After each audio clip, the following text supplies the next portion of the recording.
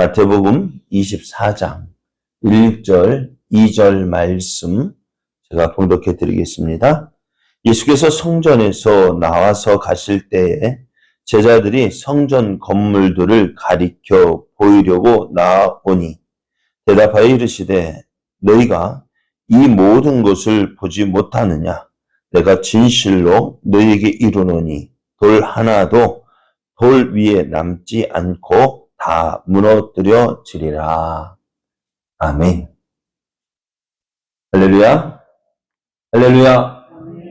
우리 함께 하시며 우리를 통해서 선하신 일을 이루어 가시는 하나님께서 하나님의 뜻을 이루기 위해서 허락하신 복된 날이 시작되었습니다. 오늘도 우리를 통해 일하시는 하나님을 믿고 의지함으로 하나님의 뜻이 온전히 이루어지는 복된 날 되기를 예수님의 이름으로 축복합니다. 오늘 우리에게 주신 하나님 말씀을 통해서 공든 탑도 무너집니다. 공든 탑도 무너집니다. 이런 제목으로 하나님 말씀을 증거하겠습니다. 성전에서 예수님께서 나와서 이제 유하실 곳 베다니로 가실 때에 제자들이요 예수님께서 이제 보여주고 싶었던 것이 있던 것 같아요. 제자들이 예수님께 무언가 보여주고 싶었어요. 그것은 무엇이냐면요. 예수님이 계셨던 성전입니다.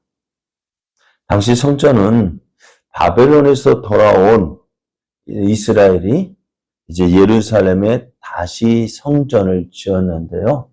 이 성전을 스룹바벨 성전이라고 합니다. 그런데 이 스룹바벨에 의해서 지어진 성전은요, 솔로몬이 지은 성전과 비교할 때는요, 아주 초라한 성전이었어요. 그래서 학개서를 보면은 또 에스라서를 보면은요, 이 지은 성전을 보고 스룹바벨 때 돌아와서 지은 기초를 왔어요. 그 성전이 크기가 솔로몬의 성전을 보았던 사람도 있었는데 그 성전과 비교해 보니까 너무 초라해서 울었다고 했습니다. 그런 성전을 이렇게 초라한 성전을요.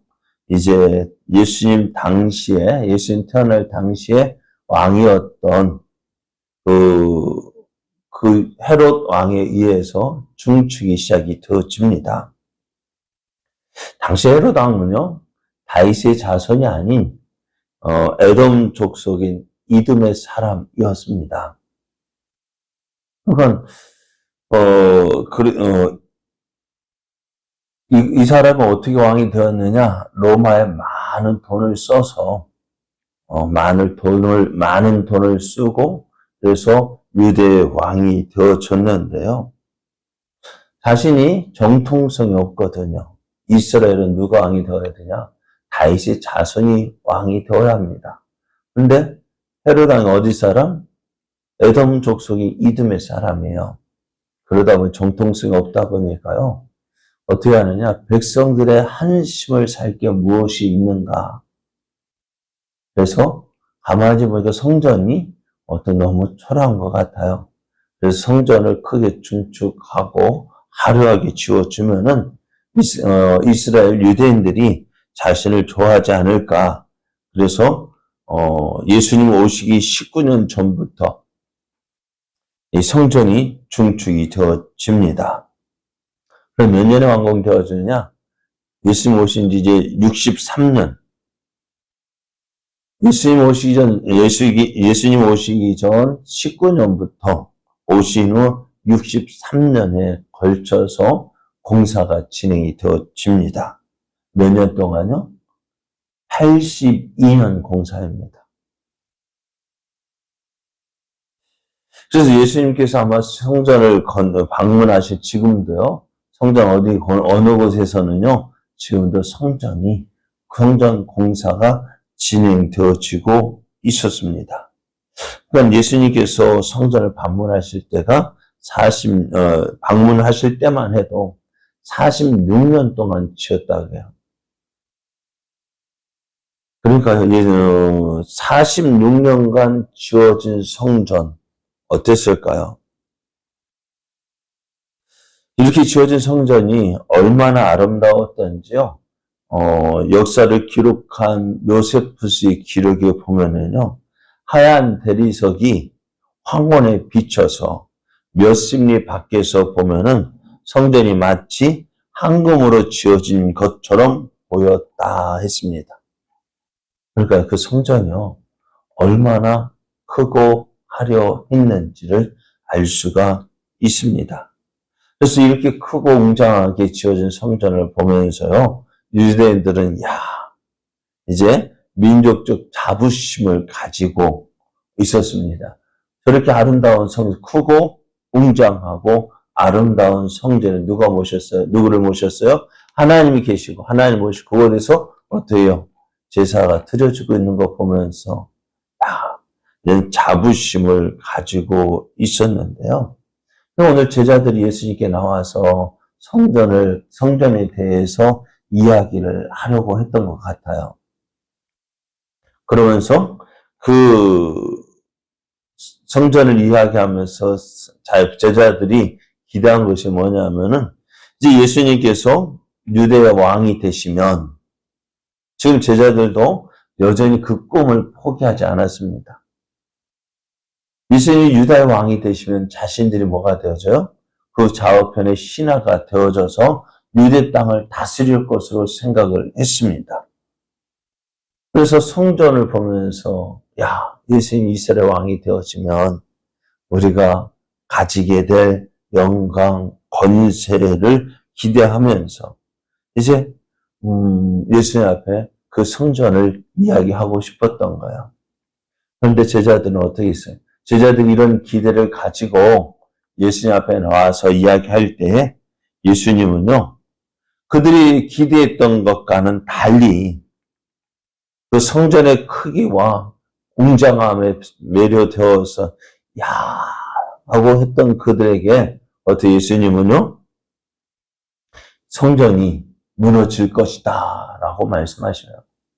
2절을 보면은 대답하여 이르시되 너희가 이 모든 것을 보지 못하느냐? 내가 진실로 너희에게 이르노니 돌 하나도 돌 위에 남지 않고 다 무너뜨려지리라 했습니다.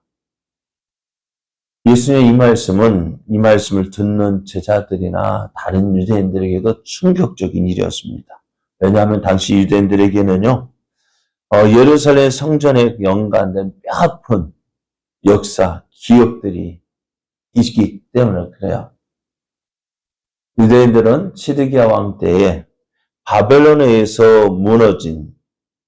파괴되어진 예루살렘 성전을 기억하고 있었습니다. 하나님의 선민이라고 자부하고 있었던 그 유대인들에 있어서 하나님의 성전이 그들의 삶의 모든 것이었습니다. 그런데 그 성전이요, 파괴되어졌어요. 또 그 당시에도 그렇습니다. 예루살렘은 무너지지 않는다. 왜? 하나님이 계신 도성이고 하나님께서 지켜주시기 때문에 예루살렘은 무너지지 않는다라는 그런 믿음을 가지고 있었어요. 사실 역사적으로도요, 어제도 말씀드린 것처럼 예루살렘이 함락되어진 적이 없어요. 예루살렘이 함락된 적이 없어요. 하나님께서 예루살렘을 지키고 보호하신다는 그 믿음이 저들에게 있었는데요. 그런데 누구에 의해서? 느부갓네살에 의해서 어떻게요? 예루살렘 성이 함락이 되어지고 성전이 파괴되어질 뿐만 아니라 성전에서 보관되어졌던 사용되었던 모든 제사에 쓰는 도구들 다 어디로요? 바벨론으로 실려갔어요. 그 어디에 쓰였을까요?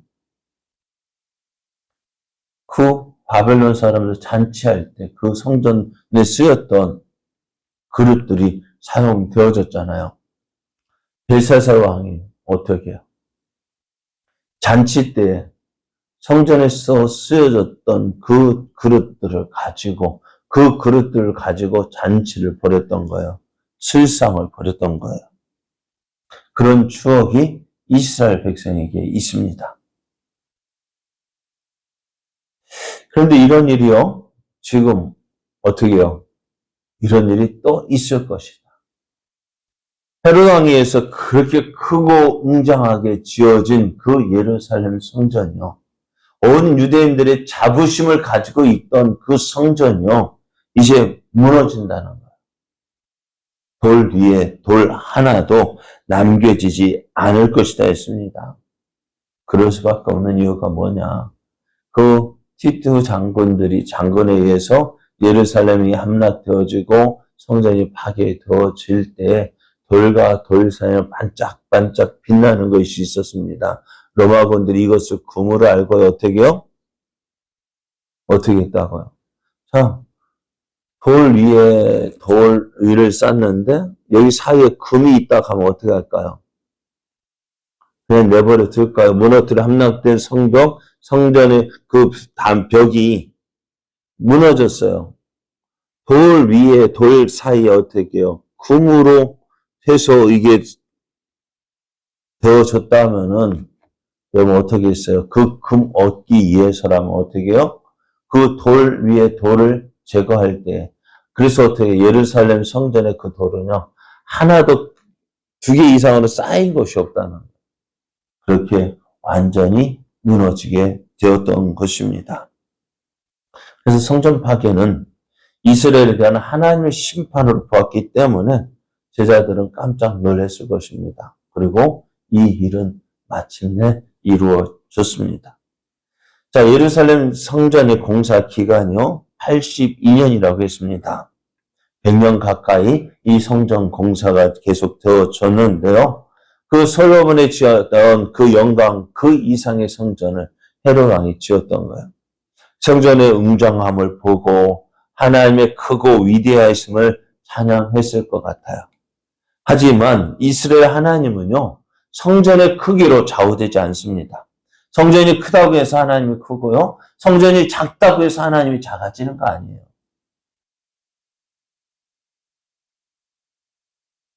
그래서 하나님은 성전이 크다고 해서 내가 큰 하나님, 그걸 더 기뻐하신 것이 아닙니다. 솔로몬이 성전을 지어서 하나님께 봉헌할 때 하나님은 이렇게 말씀하셔요. 열왕기상 9장 6절에서 9절을 보면은요, 이스라엘이 하나님을 버리고 이방의 다른 신을 섬기게 되면 너희들이 거룩하게 구별한 이 성전이라 할지라도 하나님 앞에서 던져질 것이다 했습니다. 이스라엘 백성이 하나님 말씀을 버리고 이방의 우상을 따른다면 하나님 어떻게 하신다고요? 이렇게 아름다운 성전도 어떻게 무너질 것이다 라고 말씀하셨어요. 그 증거가 이스라엘 바벨론 포로입니다. 성전이 크다고 해서요, 하나님이 지켜주시고, 성전이 작다고 해서 하나님 안 지켜주시고, 그게 아닙니다. 앞에서 말 공든탑이 무너지랴라고 이야기합니다. 공든탑은 어떻게 안 넘어진다 하지만요, 공든탑도요, 무너집니다. 하나님을 떠나서 하나님 없이 살아갈 때 그렇게 수고했던 그 모든 노력이요, 하루아침에 물거품이 될 수도 있습니다. 그래서 공든탑도요, 하나님의 뜻대로 살지 않으면요, 무너지는 거예요. 우리의 믿음도 마찬가지입니다.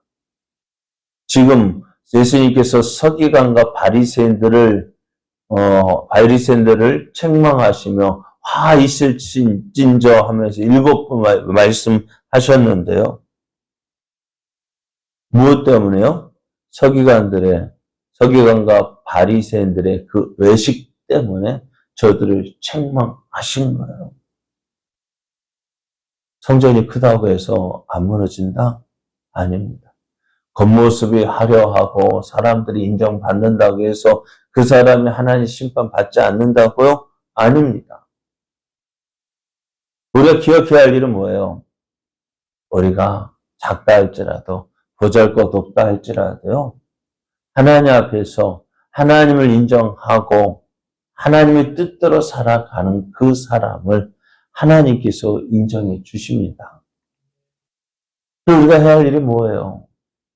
겉으로 내 모습 아름답게 물론 꾸며야 할 때도 있어요. 그러나 더 중요한 것은 내가 하나님 앞에서 정말 하나님을 기쁘시게 하는 삶을 살아가고 있는지 살펴야 해요. 그것이 하나님을 기쁘시게 하는 일이에요. 외부의 그 타이틀, 많은 타이틀이 하나님께 인정을 받는 것이 아니라 하나님 말씀에 작은 것이라도 순종하고 싶어 하고 하나님을 더 기쁘시게 하는 그 마음, 하나님께서 그것을 받으시는 거예요. 오늘 우리의 삶이요, 이런 삶 되어지길 원합니다.